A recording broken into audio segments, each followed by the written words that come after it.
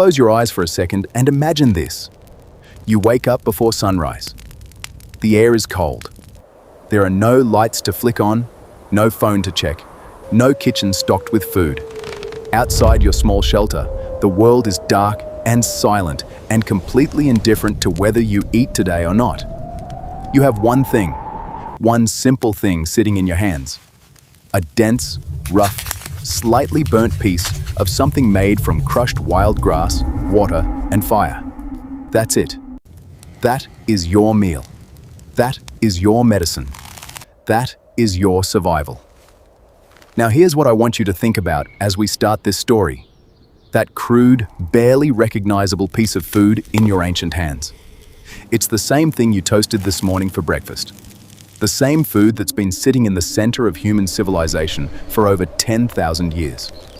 It's been traded, fought over, worshipped, rationed, and weaponized by some of the most powerful empires this world has ever seen. I'm talking about bread, and I promise you, by the end of this video, you will never look at a simple loaf the same way again. Part 1. Before bread, the world without it. To understand why bread matters, you first have to understand what life was like before it. For most of human history, we're talking hundreds of thousands of years, we didn't plant anything. We didn't stay anywhere long enough to.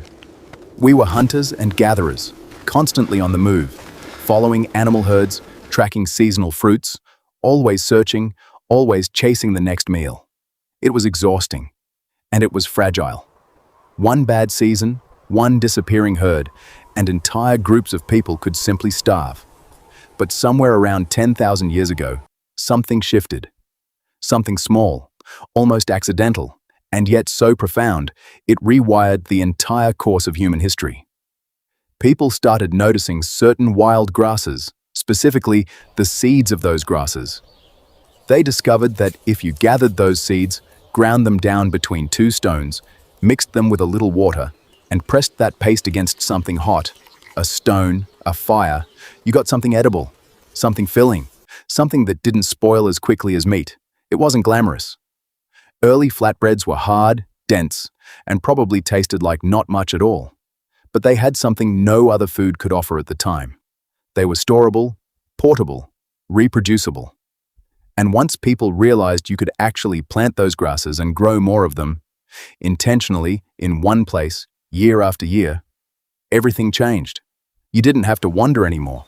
You could stay. Part 2, the birth of civilization equals think about what that actually means for a moment. The moment humans started growing their own grain, they stopped being nomads and started being settlers. They planted roots, literally and figuratively. And once you're settled in one place with a reliable food supply, you can start doing things that wandering people simply can't. You can build structures that last more than a season. You can develop tools and crafts. You can create art. You can organize communities with leaders and rules and roles. Villages appeared, then towns, then cities, then kingdoms. And threading through all of it, the one constant, the one thing that made it all possible, was grain, wheat, barley, the raw material of bread. Historians and archaeologists often talk about the Fertile Crescent, that sweeping arc of land stretching from modern-day Iraq and Iran through Syria and into Egypt. This region is widely considered the cradle of agriculture. And it's not a coincidence that it's also where some of the earliest human civilizations emerged. Because where grain could grow, civilization could grow. The connection between bread and the rise of human society isn't just poetic, it's structural. Grain needed to be planted, harvested, stored, protected, and distributed. That required organization, planning, cooperation, leadership. In other words, agriculture didn't just feed civilization, it created the conditions that made civilization necessary. Part 3. Ancient Egypt. Bread as a god. Now, no civilization in the ancient world embraced bread quite like Egypt. The ancient Egyptians weren't just baking bread, they were elevating it to something close to sacred. Archaeologists have found evidence of over 40 different types of bread in ancient Egypt.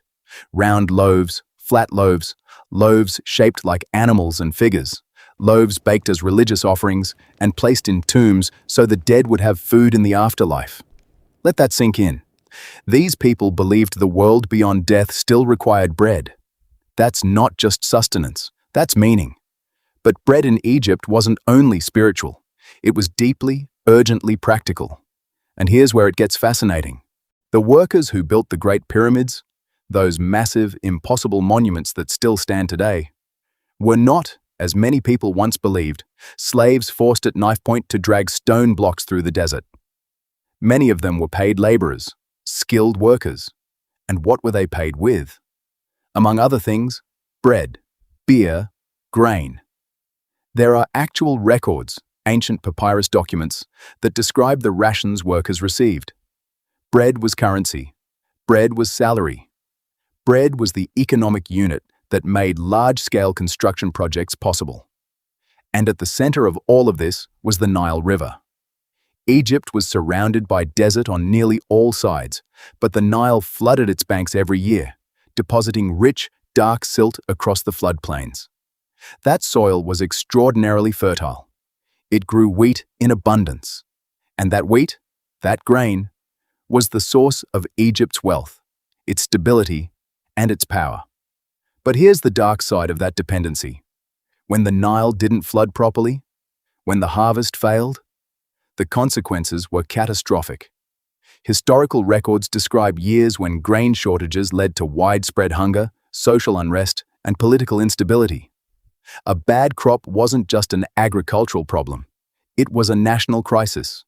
A single loaf of bread had the power to hold an empire together. Or watch it fracture. Part 4. Rome, bread and power.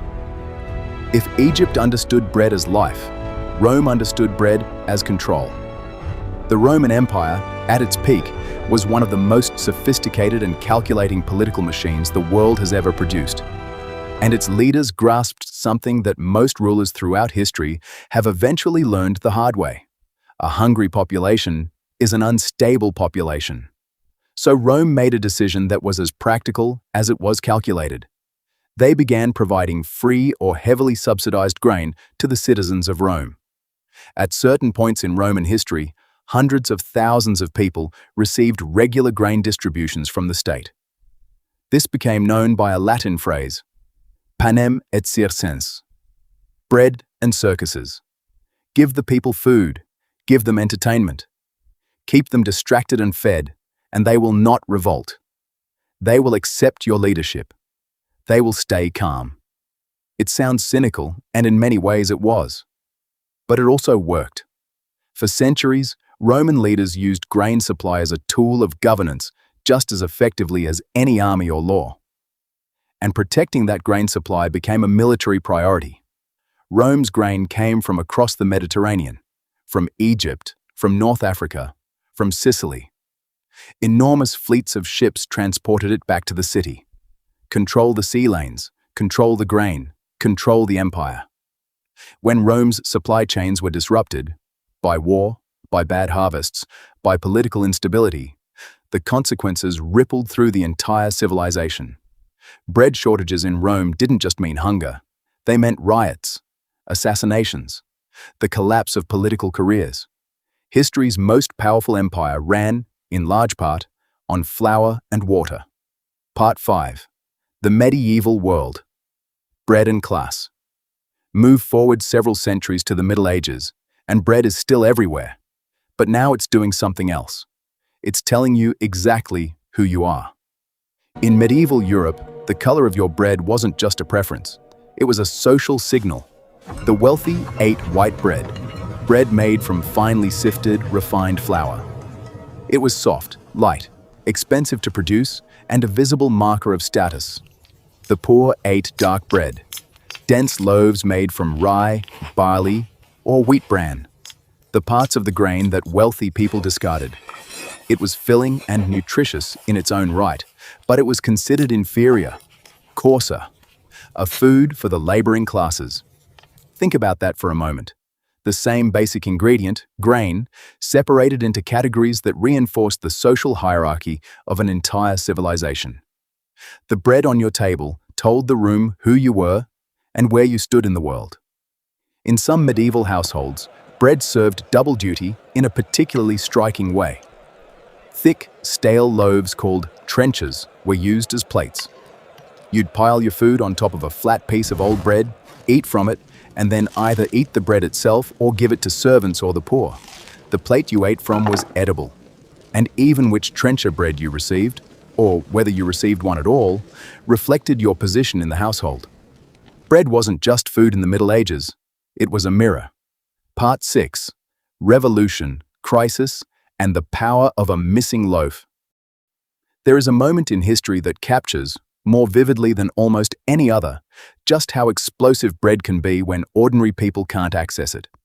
France, the late 1700s. The country is in economic crisis. Years of bad harvests combined with financial mismanagement and growing inequality have made the price of bread sky high. For the wealthy aristocracy, this was an inconvenience. For ordinary French workers and families who spent the majority of their income on bread alone, it was a catastrophe. People were going hungry. Not because food didn't exist, but because they couldn't afford it. And while the poor starved, the royalty and nobility lived in extraordinary luxury in the palaces of Versailles. The anger that had been building for years finally had a breaking point.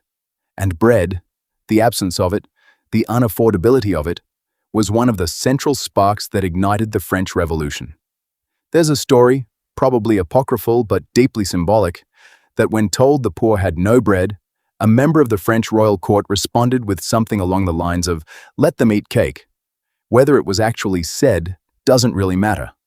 What matters is that people believed it was the kind of thing that could be said. It captured the full, breathtaking distance between those with power and those without it. The French Revolution reshaped Europe. It toppled a monarchy. It rewrote the political order. And while it had many causes, economic, philosophical, political, at its most raw and human level, it was also about something as simple as whether a family could afford to put bread on the table. That is the power of this food. Part 7. The Industrial Revolution. Bread goes global. For thousands of years, bread was local. It was made by hand, in homes and small bakeries, by people who knew their grain and their ovens intimately. Then the machines arrived. The Industrial Revolution of the 18th and 19th centuries transformed bread production in ways that would have been unimaginable to an Egyptian baker or a Roman miller. Steam-powered mills could grind grain at unprecedented speed. Factory-scale bakeries could produce thousands of loaves in the time it once took a single baker to make a dozen. Bread became cheaper, more available, more standardized. This had enormous benefits. As cities swelled with workers flooding in from the countryside, the urban poor needed affordable food. Industrial bread production helped feed a rapidly expanding urban population in ways that traditional methods never could have managed. But something was also lost. The more bread was industrialized, the more it became a product rather than a craft. The connection between a community and its bread, the local miller, the neighborhood baker, the specific grain from the surrounding fields, began to erode. Bread became something you bought rather than something that was made for you. By the 20th century, bread had gone fully global. Wheat was grown on vast plains in North America, Australia, and Ukraine. It was traded on international markets, transported by ship and rail across the world. The food that once tied a village to its land now connected continents. What bread really is. So here we are, 10,000 years later, and there's probably bread sitting in your kitchen right now that you didn't think twice about. But that ordinary loaf built civilizations, fed empires, and sparked revolutions. It's why Egypt rose along the Nile, why Rome could feed 1 million people, why a missing loaf once helped topple a monarchy. Every culture turned grain into something shared. Baguettes, naan, tortillas, injera. Because that's what bread really does. It connects us, all the way back to that first person pressing seeds against a hot stone. That's the history of bread, the most ordinary food, with the most extraordinary story ever told.